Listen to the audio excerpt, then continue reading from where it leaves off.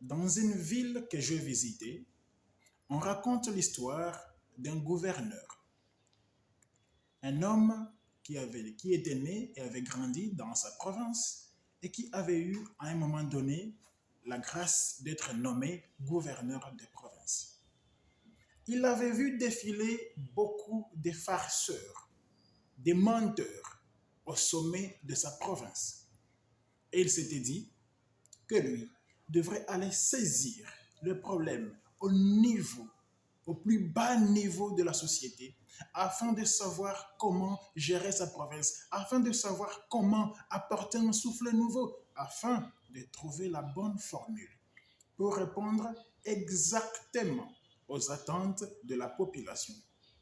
Une population au sein de laquelle il avait évolué depuis sa naissance. Ainsi, notre gouverneur, pour bien s'imprégner des problèmes de sa population, il fréquentait quoi? Les restaurants les plus populaires, avec les scieurs de chaussures, les porte-faix, les taximens, les motocyclistes, avec le commun des mortels de la basse classe sociale.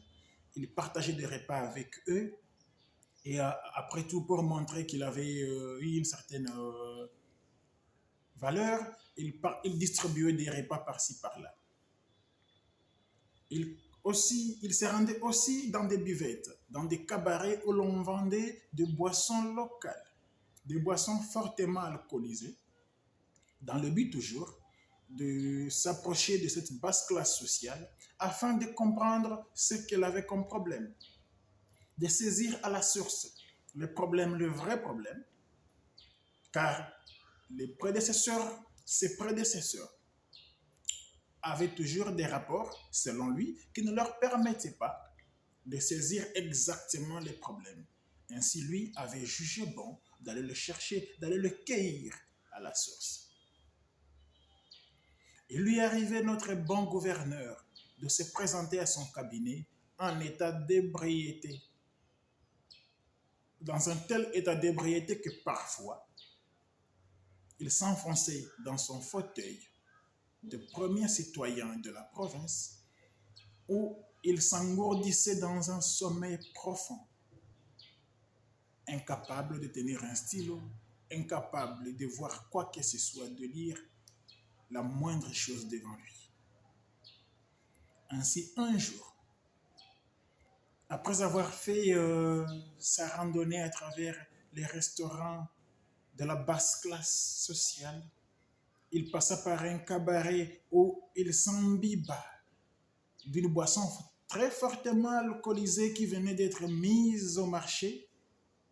Il perdit le nord, mais dans un tel état, il s'est rendu à son cabinet autour de 14 heures l'après-midi. Une fois installé dans son fauteuil, l'un de ses principaux collaborateurs lui amena lui-même en main propre un signataire, au sein duquel se trouvaient plusieurs dossiers urgents sur lesquels notre bon gouverneur devrait apposer sa signature, sa divine signature. Ce jour-là, ses principaux collaborateurs n'étaient pas passés par le secrétaire. Le gouverneur prit son stylo, apposa sa signature sur l'ensemble des dossiers un à un. Son principal collaborateur s'en alla et la journée prit fin.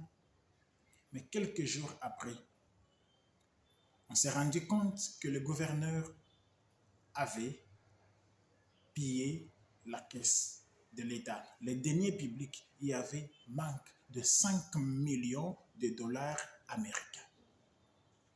Le gouverneur n'en revenait pas. Les documents déposés à la banque portaient à la fois son nom et sa signature. Mais il ne se souvenait pas avoir signé un tel document, moins encore avoir initié l'écriture d'un tel document, surtout pas d'avoir perçu cet argent-là. Ainsi, après enquête, les banquiers reconnurent la présence du principal collaborateur du gouverneur qui avait pris l'argent en main propre et était parti avec.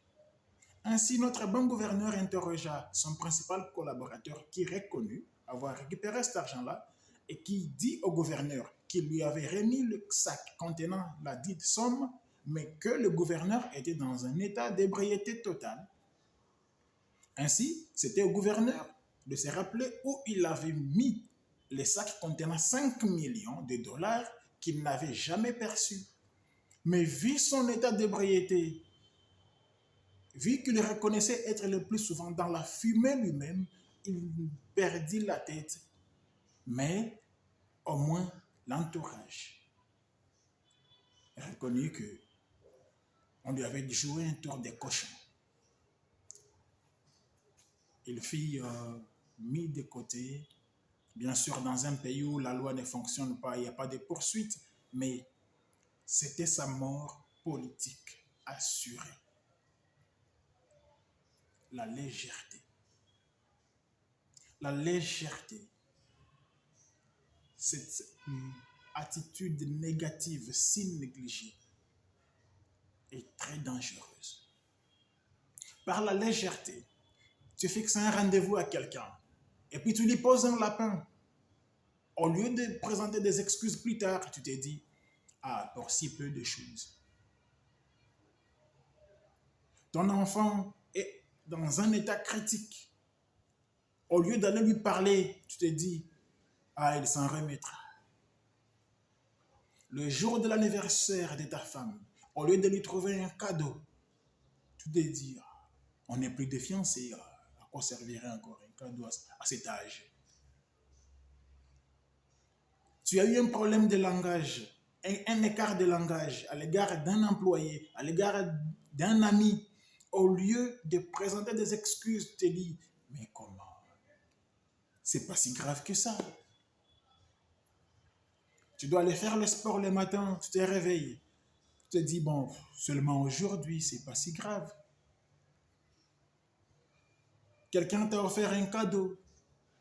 Tu n'as même pas pris le temps de dire merci, de faire preuve de gratitude. Tu te dis, ah, il sait combien je suis bon, il sait que je suis reconnaissant quand même. Ces petites choses-là que tu négliges, ces petites choses-là que tu prends à la légère, ces petites choses-là que tu ne prends pas au sérieux. Tu dois faire un rapport trimestriel, semestriel, annuel. Tu l'écris avec tellement de ratures, ou alors tu l'écris sans le relire, tu le déposes tel quel. Cette marque-là de légèreté va te plomber la vie. La légèreté va diminuer ta motivation au fil du temps.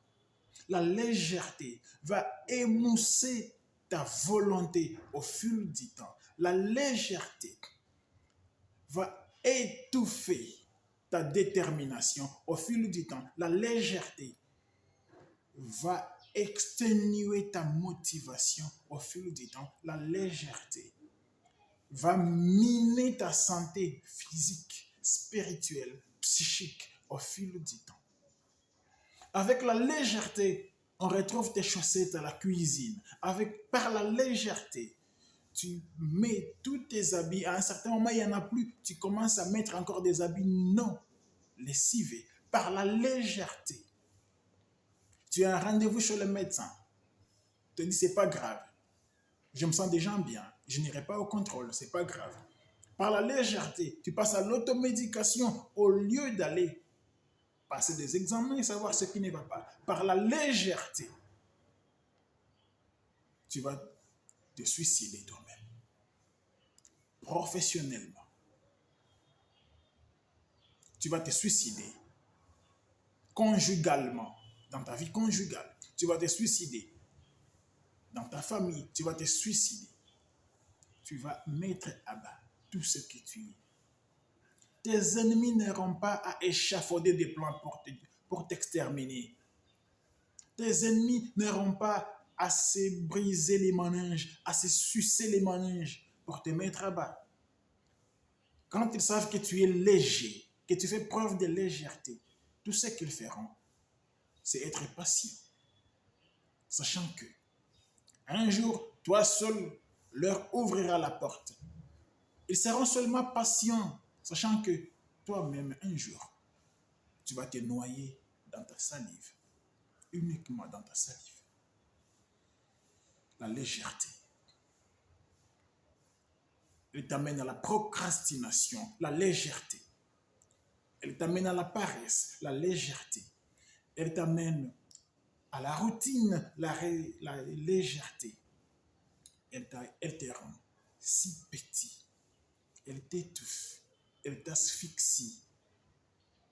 Et à la fin, tu vas te retrouver aussi léger que le mot lui-même qu'il est dit. Fais attention. Non pas aux autres. Tu n'as aucun ennemi. Fais attention. Le seul ennemi que tu as réside en toi. Le seul ennemi qui peut te nuire véritablement ne peut provenir que de toi. Le seul mal qui peut te ranger ne peut venir que de toi. Lorsque tu sais te tenir en laisse, lorsque tu connais faire preuve de maximum de sérieux, de discipline, tu es déjà à l'abri de plusieurs choses. Ne te suicide pas involontairement ou inconsciemment. Like la vidéo. Prends bien soin de toi, surtout. Abonne-toi si ce n'est pas encore fait. Partage ce message au maximum. Et active la cloche de notification si tu voudrais avoir encore d'autres éléments, car il y en a qui arrivent. Et il y a du lourd qui arrive.